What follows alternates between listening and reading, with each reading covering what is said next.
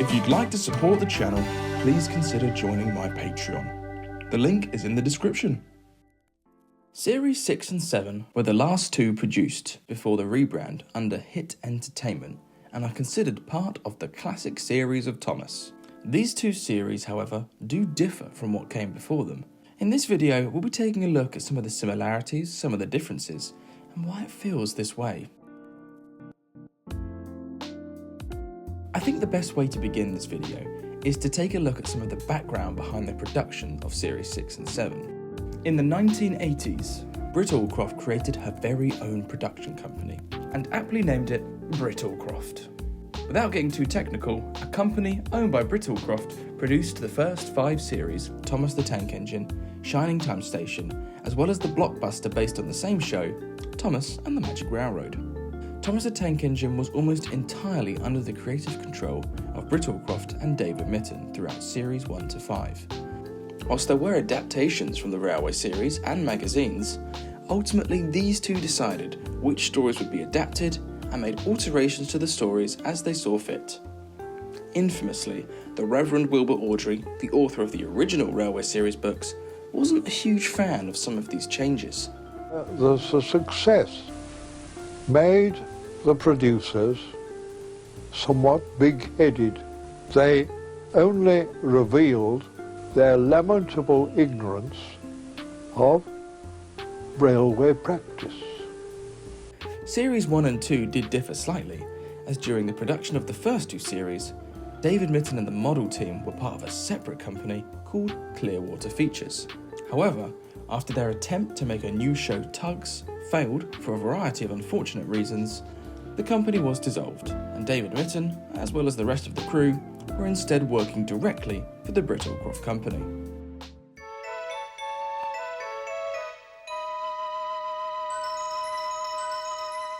The company almost exclusively existed to produce Thomas the Tank Engine and Shining Time Station.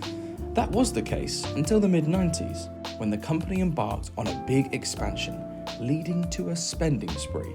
Part of this plan included making a feature-length movie starring Thomas the Tank Engine. Series 5 reaped the benefits of this period of increased funding, and David Mitten worked extremely hard to develop scripts that met Britt's demands, one of which was essentially, sod the budget, go for the best creatively. The company purchased a variety of shows, and in 2000 finally released Thomas and the Magic Railroad. Aww. We all know the story, but ultimately the movie was not the big success it was hoped to be. Some changes to the company were made pretty swiftly. Britt Allcroft stepped down as CEO, and the company was renamed Ghislaine Entertainment. Despite the movie's failures, it still made a profit through merchandise and post-theatrical sales, and the company aggressively expanded globally, especially in the USA. The future of Thomas and Friends was safe. The company was keen to emphasise that Britt Allcroft would still remain the show's creative cornerstone, signing a contract to remain on the show for another 2 years. That said, the tides had changed. Prior to 2000, Britt Allcroft and David Mitten had been in charge of the show. They were involved in every phase of production, from writing to shooting to editing. The production couldn't move from one stage to the other without finishing the one prior. This meant that production usually went over schedule and over budget. The company had new leadership, and they were keen to make sure that the new series could be produced far more efficiently. Phil Fairley was the man for the job. Having joined the team in 1999 and working on Thomas and the Magic Railroad, he became the producer for Series 6 and 7. The first big change in the show was the development of a wholly new writing team. Phil Fairley and Abby Grant created a show Bible and style guide for the writers. Abby Grant led the team and ensured the new stories were faithful to the tone and spirit of the original show. Britt Allcroft remained as a consultant, but did not write stories herself. David Mitten, on the other hand, stayed somewhat involved in the creative process, providing story ideas for 15 stories in 6 and 1 in 7, and he also wrote an episode for Series 6, Edward the Very Useful Engine. The head writers had a lot of requests to juggle. David Mitten wanted action and adventure, Britt Allcroft wanted heart to the stories, and Ghislaine, of course, wanted lots of new characters to sell toys. The writing team was established, For the most part, the style was fairly consistent to what had come before. The engines were cheeky and rude to one another, the show featured a bunch of fun action sequences and crashes, and the engines themselves were mostly the same characters that they were before. There were some exceptions, of course. Skarloey may be the biggest culprit. He becomes a scaredy engine in the old bridge, and it's very surprising considering his age. I guess it does make sense, considering he nearly fell off it earlier in the episode, but something feels a little off with his character here. He also seems to have lost all hope for the future, giving up when repairing the railway. "She's right," he said. "We'll never get it done in 2 weeks." Percy, of course, continues his descent into a scaredy engine too. This started before Series 6, but Percy did then equally have his brave moments. I'd argue he does have these in these series too though, for example in Jack Frost, where the station doesn't have any coal, without any deliberation or doubt, he immediately gives up his coal to help the station. How kind. He does then start to worry, but he doesn't let that stop him from doing the right thing. In Series 7, he rightly warns Thomas of a potential avalanche, and bravely goes to help him. He's definitely got a lot more anxious in this series, but is not completely lost. There are your heartfelt episodes like Toby Had a Little Lamb and What's the Matter with Henry, and there are also action-adventure episodes like Thomas and the Jet Engine, Percy's Chocolate Crunch, Gordon Takes a Tumble, and Salty's Stormy Tale. Interestingly, Bill and Ben are relocated to Center Island Quarry to work with Mavis. In Series 5, the Farquhar Quarry and the Clay Pits shared the same set. The narrator does differentiate the two, and when it's being considered the Clay Pits, Mavis and Toby are nowhere to be seen. Perhaps this caused confusion for the new writers, or perhaps it was just intended to make things simpler, but it seems Farquhar has been renamed Center Island Quarry, and now all of the quarry engines work in one place. There were quite a few new characters introduced in the Ghislaine era. Salty the Dockyard Diesel is like no other character in the show. He loves the sea, loves to be dirty, and has a unique ability with the trucks. His introductory episode is strong, and he's always telling stories to the other engines. Harvey is an interesting character with a very unique design.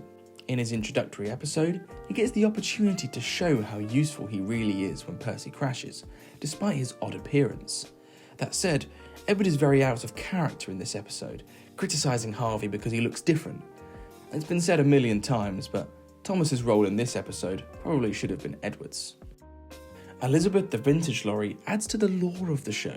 I love the fact that she's the Fat Controller's old lorry, and it makes this world just that little bit more interesting. Her introductory episode is okay. It's not the best episode in the world, but it shows that even after years of being shut in the shed, Elizabeth is still very keen to help out. Emily the Stirling Engine, and so here is where it all began. She is essentially just a nice engine. She is caring, sticks up for others when they're feeling down, and despite being horribly mistreated by the other engines, she still saves another engine from a nasty accident. Fergus. He can be a little bit grating, but he has a solid introductory episode. He's got an interesting design too, different from the rest of the fleet. Murdoch. I love the idea they had for him, a huge gentle giant who despite his size loves the peace and quiet of the countryside. His opening episode is very solid too, and it's the classic, be rude, get your comeuppance and apologise. It doesn't do a whole lot after this though. And there's of course Spencer, who has a great sleek design and is a fantastic pairing for Gordon.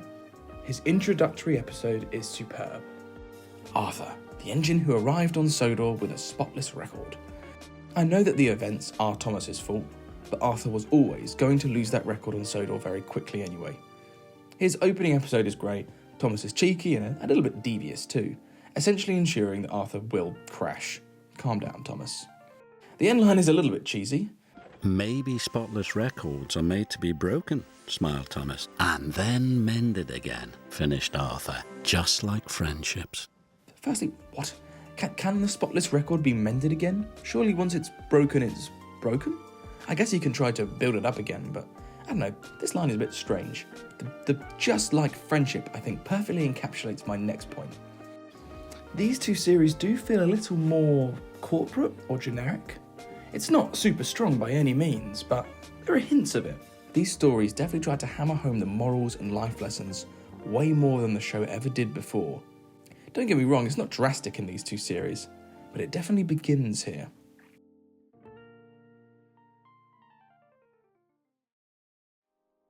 Throughout series 1 to 5, the visual style of the show tended to vary series to series. This changed due to lighting, paint colours used for the engines, set designs, and more. That said, there was definitely some consistency. The engines had their gloss finish, the colours really did pop, and the sets felt busy and cosy, and a variety of set dressing was used to make the sets feel super detailed. Thomas and the Magic Railroad changed everything. The buildings and props had been vastly improved. Timber sheds felt so big, in part because it literally is bigger. However, the countryside seemed to suffer a little. Don't get me wrong, these sets are still lovely, but there wasn't the attention to detail we'd seen before. Everything started to feel very green and very flat. That said, the trees were stunning. The rest of the fleet now have their matte finishes. The faces were repainted and the chassis were updated to replace the old Markland donors. The older buildings and structures, which were made from cardboard and balsa, were rebuilt with new materials like MDF and fast-cast brick and roof tiles. The more simplistic set design continued. The tracks at stations and yards tended to use straight tracks with far fewer points. The castellated tunnel is one that really stands out. Look at the rock faces and the colours in Series 3 compared to Series 7. Take a look at the windmill run-by in Series 5 compared to Series 6. And then look at how much it changed again in Series 7. Perhaps this was due to the more efficient production schedule that didn't have a lot of room for more intricate set design. According to the wiki, the production time for Series 6 was September 2001 until March 2002. And Series 5, in comparison, was September 1997 till the end of April 1998. So there does seem to be a couple of months difference there. That said, there is still a lot of love in this set design, and there are still some absolutely fantastic sets in this series. Particularly Series 6 compared to Series 7 still did try to utilise different shades of green and fields, have more detail in the sets. Perhaps it's the colour of green they used for their grass mats, it just feels a little more artificial. Ultimately, both series do still have a very strong visual design. David Mitten's direction for the most part is still really strong. There are some fantastic sequences, such as the Jack Frost scene, the smelter's yard. Oh, look at this lovely lamp on the back of Duck. David Mitten was still having a lot of fun, and you can tell that he loved putting forward story ideas that revolved around the action. There are some really impressive action sequences, such as Gordon takes a tumble, even if it is a bit silly, the Fogman, and Percy in the haunted mine. Even with these action sequences though, you can tell it's different. Take a look at Percy Gets It Right. The avalanche is fun, but when you compare it to past avalanches and landslides, it just doesn't hit the same. Let's also take a look at the crashes of Buffer Bother and Twin Trouble. They're essentially just the same crash twice, and there's not really a whole lot to it. I think what makes it worse in Buffer Bother is that Ben's front buffers are shown to be damaged after the crash, but no part of the crash actually features him hitting them. What? I don't even know where to start with Rheneas and the roller coaster. Series 6 to 12 feel very similar in terms of visuals. Thomas and the Magic Railroad set a precedent that they stuck to moving forward to allow for consistency and efficiency. I'm not saying that every series should have looked different. It's probably a good thing to have that consistency throughout.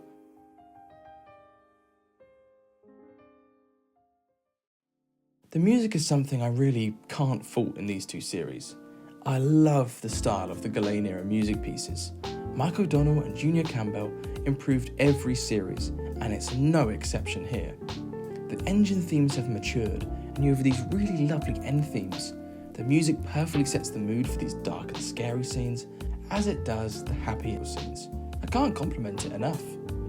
The songs from these two series are also incredibly memorable. James the Red Engine, Winter Wonderland, Little Engines, The Red Balloon, just to name a few.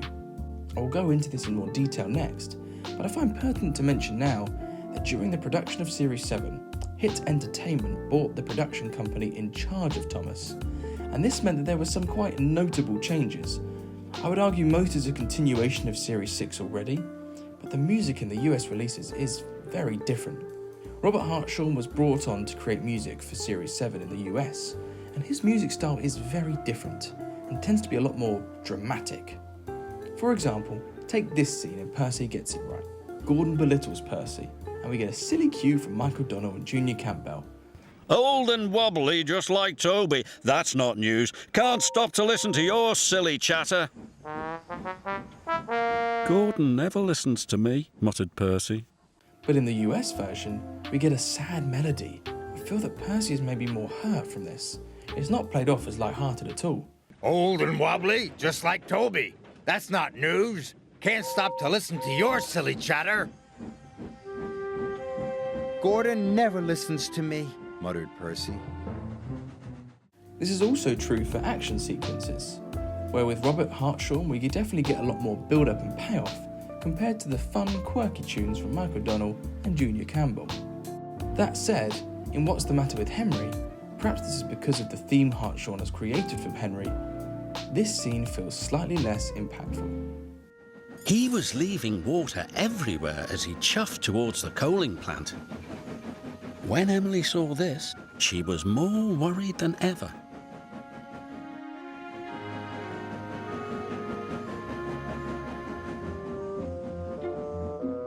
He was leaving water everywhere as he chuffed towards the coaling plant. When Emily saw this, she was more worried than ever.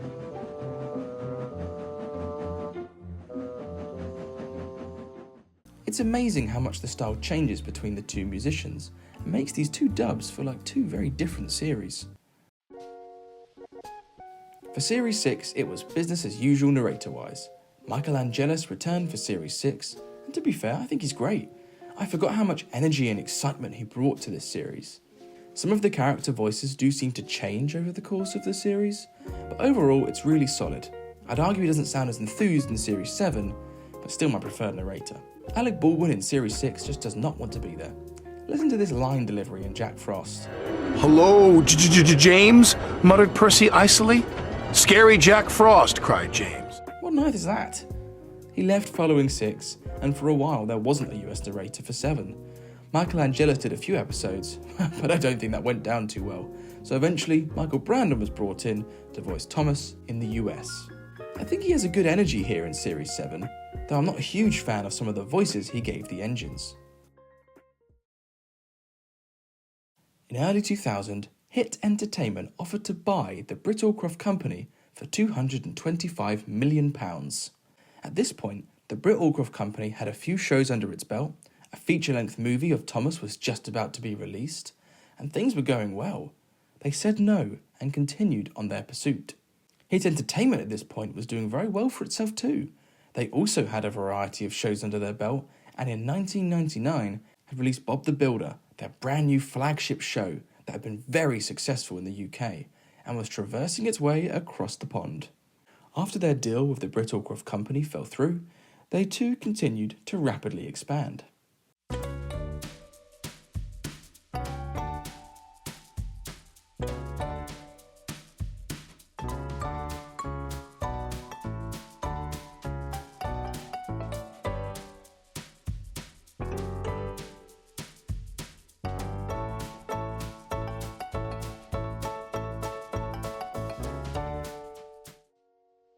Ghislaine was rapidly expanding, but did not have the means to execute the distribution. Hit Entertainment was finding great success in the US, which Ghislaine sadly wasn't properly achieving. Ghislaine admitted that the US sales of its Guinness Book of World Records had been disappointing, resulting in flat profits for the year. As a result, Hit Entertainment was able to push down its bid. The directors essentially wrote themselves out of a job, and Hit Entertainment acquired Ghislaine Entertainment late 2002. During this interim period, there were vast changes across the company, including the production of Thomas and Friends. Series 6 had already begun distribution, and Series 7 had already begun production, as had a new spin-off show, Jack and the Pack. This was the brainchild of Phil Fairley, and was a direct competitor for Bob the Builder. Once Hit Entertainment, who owned Bob the Builder, bought the company, they cancelled the show, shelving the episode they'd already made, considering it too expensive to continue. According to Phil Fairley, the show initially was meant to be completely separate from the Thomas and Friends brand, but it was supposedly Hit that forced these characters into the show. I can only assume this is in reference to the actual show that was released on DVD, as opposed to the 2 introductory episodes shown in Series 6. You can tell they were recorded at different times, purely by Thomas's face. According to Fairley, this requires some last-minute script retooling and the quick use of large-scale Thomas and Percy models that have been made as part of the research and development for Thomas and the Magic Railroad. Jack and the Pack is probably deserving of its own video to properly dive into that show, but ultimately it's fairly similar to Series 6 and 7 in its style, tone and writing. The large-scale vehicles are fantastic and some of the crashes are crazy. A new director, Steve Asquith, who would actually take over from David Mitton after Series 7, was behind the camera too. These episodes were later put on DVD in 2005, when HIT finally decided to release them, but the cancelled episodes were never picked up again. Following the takeover, Britt Allcroft was appointed non-executive director at HIT Entertainment, though she eventually stepped down in 2003 to pursue her own company once more. She found some success and was able to purchase Mumphy back from HIT Entertainment in 2008. David Mitton left the company following the HIT Entertainment takeover. He was not happy with the lack of creative freedom, and his art director, Robert Golias, soon joined him. His vision, along with Mitton's, always meant that you had great visuals and character artwork to build from. The two of them eventually began to work on another show, Awesome Island, of which there are some videos online. Unfortunately, the show was never completed, and David Mitton sadly passed away in 2008. Mike O'Donnell and Junior Campbell were replaced with Robert Hartshorn and Ed Welch, and just like that, the pillars behind the classic era of Thomas the Tank Engine were gone. Most of the writers for Series 6 and 7 did not return, but Abby Grant became a very prominent part of the writing team from 8 onwards, and a few others also wrote for the HIT era, while some, Lee Pressman and Paul Larson, even ended up writing in the Brenner era. In 2004, HIT Entertainment rebooted the show, with a new format that no longer followed the 4:30 runtime, had all new music and new theme tune, new kid-friendly, moral-centric stories, and a new creative leadership. The show also went digital, making 6 and 7 the last to use 35mm cameras. This was the end of the classic series. Series 6 and 7 are very unique. They follow the classic series style guidelines, but they still have those HIT era vibes, shall we say, having clear morals and catering a lot more to its younger audience. I hope this video helps provide a little bit of context to the production side and showcases why I feel these two stand out from the rest of the classic series. Series 6 and 7 are a breed of their own, different to what came before and different to what came after.